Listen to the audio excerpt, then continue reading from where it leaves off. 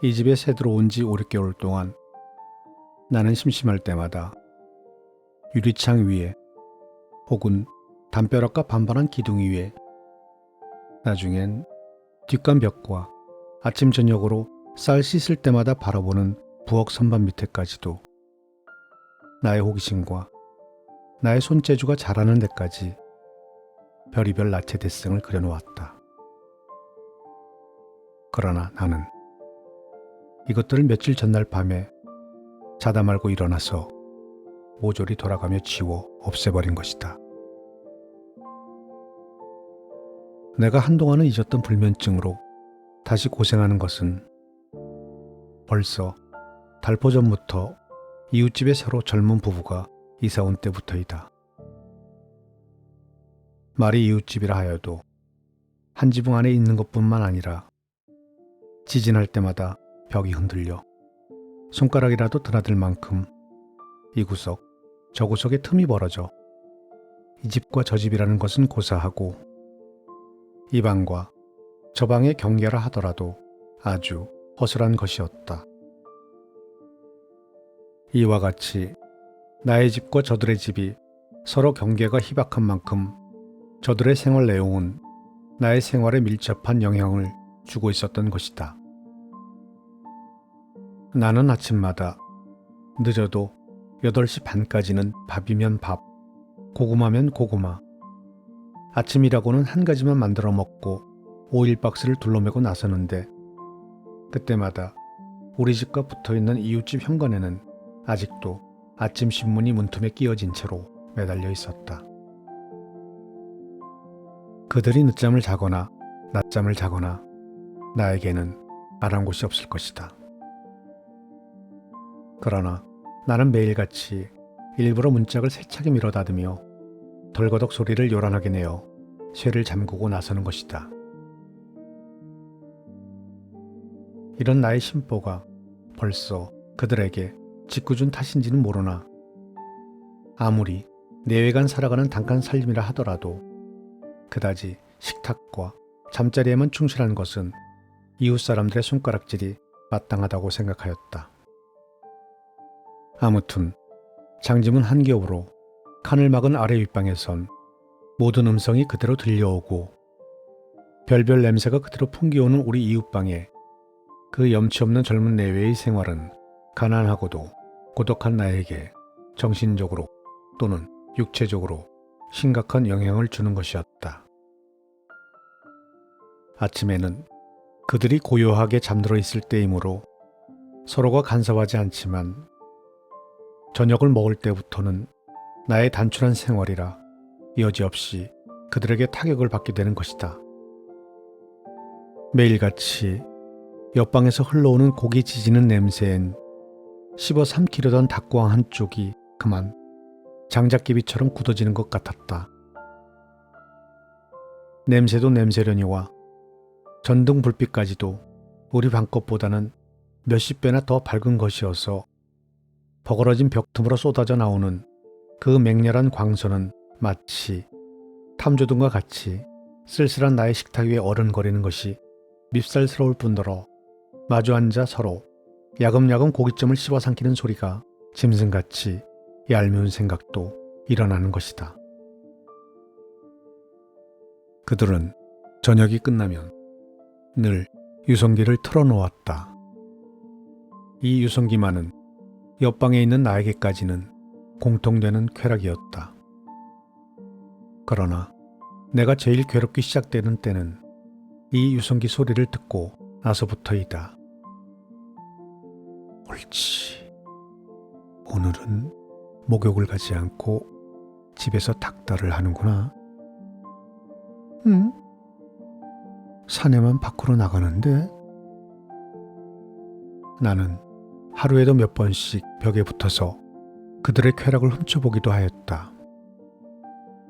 계집이 화장하느라 젖가슴에 손길이 철썩거리는 소리를 들을 때마다 나는 벽터무로 가서 눈을 맞추고 서 있는 것이었다. 계집은 우통을 벗어젖히고 돌아앉았으나 그와 마주 앉은 거울 속에 그의 그림자는 나와 정면으로 대하게 되는 것을 물론 모를 것이다. 애교머리한 머리는 빗질만 몇 번 하고 나서 끓는 물에 짜낸 수건으로 얼굴에서 귓속까지, 목덜미에서 젖가슴까지 살이 빨개지도록 문대고 나서는 어스름하게 거울 속에 숨어 있는 것을 자기 자신도 한참이나 모르는 사람처럼 바라보다 아마 내가 이만하니까 하는 얼굴, 고운 계집의 자존심이라고 생각한다. 거울 속의 그는 나를 보고 한번 생긋 웃으며 다시 화장을 계속한다. 붉은 병, 푸른 병, 흰 병. 모조리 마개를 뽑아서 늘어놓고 이것 바르고 저것 바르고 하는 분주한 틈에서도 한 가지를 바르고 날 때마다 한 가지씩 표정을 연습하는 것이 더욱 흥미있는 일이다. 립스틱으로 그린 입술이 갑자기 움츠러지고 먹으로 그린 아미가 좁혀지며 가라앉은 눈결을 깜빡거리는 것은 아마 아이 귀찮아 하고 새침을 떼며 초조한 사내의 간장을 말리는 장면이라고 생각한다.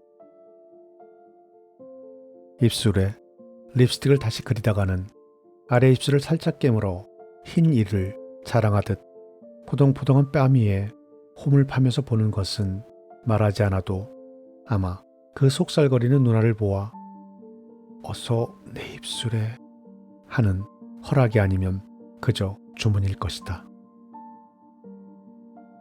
그러나 그가 자기 남편을 위하여 제일 고심한 표정은 명화성이 같은 새틀뭉치에 가로분을 묻혀 젖가슴 위에 풍겨놓을 때부터이다. 오똑한 고개를 갸우뚱거리며 눈을 뜨는 듯이 감는 듯이 거울 속에 제 그림자를 팔을 벌려 희롱하는 것이나 어깨를 뒤로 젖혀 볼록한 젖가슴을 제 손으로 쓰다듬는 듯이 받들어 보는 것이나 이와 같이 가지각색으로 그가 연구에 초심하는 밤 화장과 더구나 남달리 타고난 그의 섹슈얼 차밍은 그만 이웃집방에 서 있는 당치 않는 사나이의 전신에 불을 붙여놓고 마는 것이다. 더구나 벽틈으로 새어나오는 그 살냄새와 가로분 냄새가 엉클어진 강렬한 성욕적 향기는 마치 모혼약과 같아 나의 다리를 그 자리에 앉힌 적이 여러 번 있었다. 옳지. 이제 사내가 들어왔구나.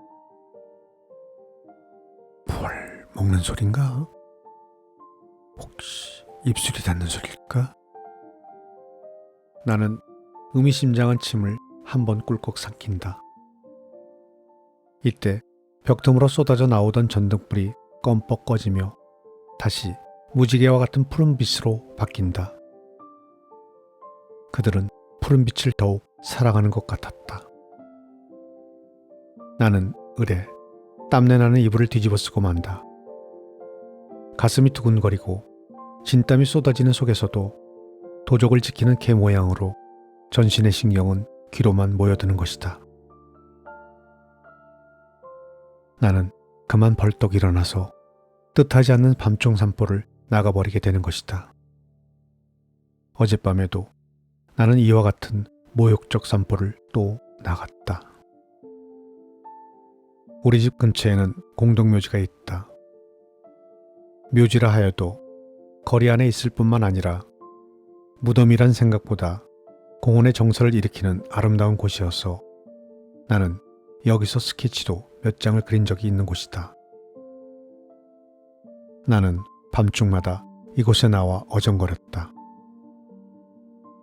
처음 나서는 때에는 어둠 속에 희끗희끗 서 있는 비석들이 모조리 벌거벗은 계집으로 보이다가 차가운 밤바람에 머리가 차츰 식어들고는 다시 센티멘탈한 인생관으로 그만 아까의 흥분되었던 기분을 가라앉히고 집으로 들어가곤 했다.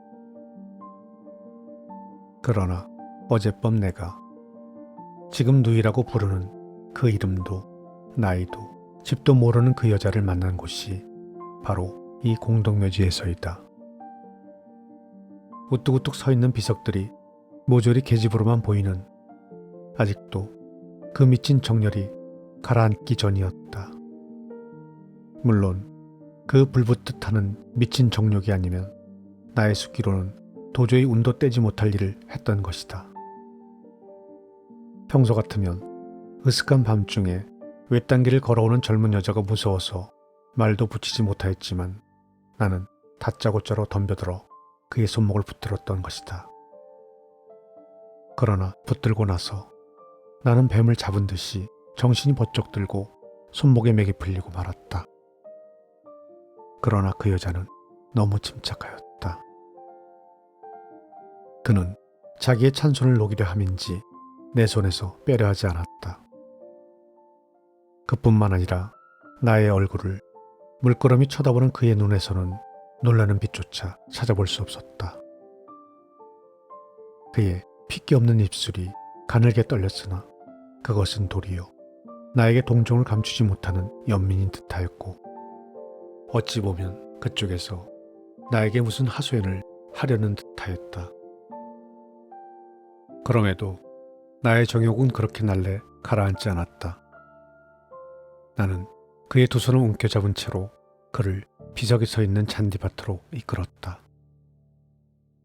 그는 아무런 반항도 없이 묵묵히 따라와 앉아주었는데 나의 가슴은 다시 한번 섬뜩하였다. 그러나 그는 사람이었다. 틀림없이 계집이었다. 나의 떨리는 두 팔은 어느 틈에 벌써 그의 젖가슴과 겨드랑이를 싸고 돌았다. 죄송합니다. 이 근처에 계십니까? 내가 먼저 떨리는 입을 열었다. 그리고 만일에 이 이상한 계집에게서 아무런 말소리가 없다면 이것이 무엇일까 하고 두려운 생각이 번뜩 떠돌았으나 그는 아까 말한 것과 마찬가지로 틀림없이 사람이었다. 그는 머뭇거리지도 않고 차분하게 대답하였다. 아니에요. 한참 가야 해요. 잠깐 동안 우리 사이에 서로 침묵이 지나갔다. 그는 멀리 밤중 하늘을 바라보고 있다가 손수건을 내어 눈물을 씻었다.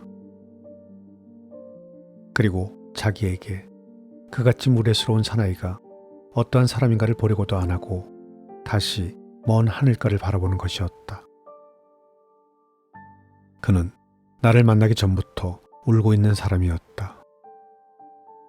그의 손수건은 벌써부터 많이 젖어 있었다. 그의 눈이 그의 수건과 같이 젖어 있었으나 꼭 담은 입술은 수억 말리를 바라보는 얼굴이었다. 저는 고독한 사람입니다. 나는 이러한 의미 없는 말을 하곤 어색함을 흘려버리려 했다. 저도... 그는 말을 내다 말고 흐리멍덩하게 끊어버리고 말았다. 그리고 그는 여전히 먼 하늘가만 바라보고 있었다. 그렇다. 고독하니 괴로우니 하는 것도 잠시 고독한 사람, 잠시 괴로운 사람들이나 하는 말일 것이다. 그러나 이 알지 못한 여자도 나와 같은 사람이었던가? 나는 이 며칠 동안 그 비열한 정욕을 못 이겨 이 쓸쓸한 밤중 한길을 거닐었다. 그러나 그것만으로 내가 고독하다면 그 고독은 돼지나 개에게도 있는 그러한 고독에 지나지 않았을 것이다. 나에겐 돼지나 개의 고독과 같을 수 없는 고독이 있었다. 우리 이웃집에 젊은 부부가 이사 오기 전에도 나는 몇 번이나 이 밤중 묘지의 한길을 나홀로 어정거렸다. 나는 그의 손길을 다시 한번 잡아보았다.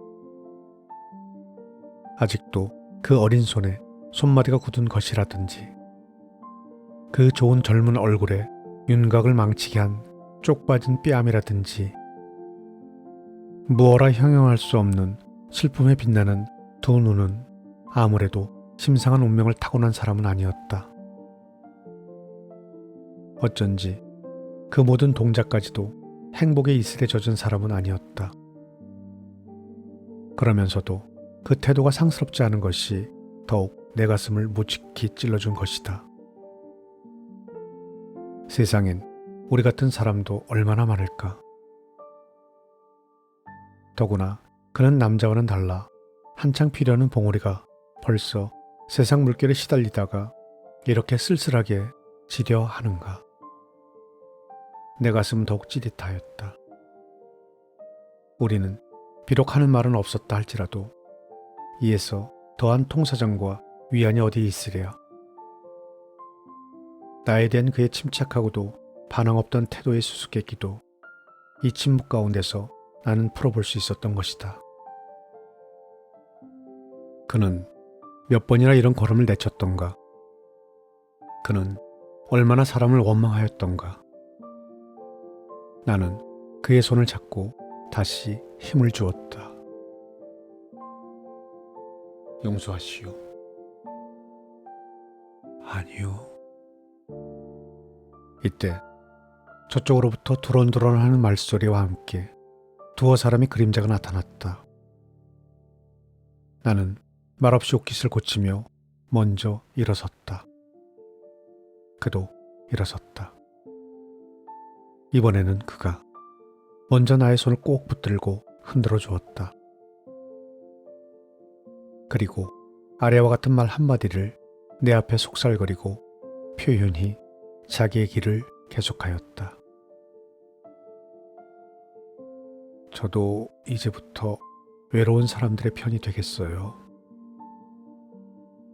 이 한마디 말을 생각할 때마다 나는 마치 서럽게 자라난 남매끼리 다시 만날 기약도 없이 사라진 그의 그림자가 몹시도 그리워지는 것이었다.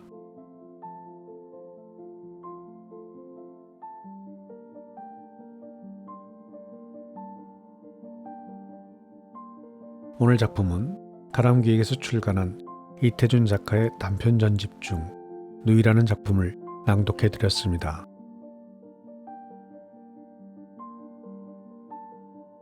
오늘도 끝까지 저와 함께 해주셔서 감사합니다.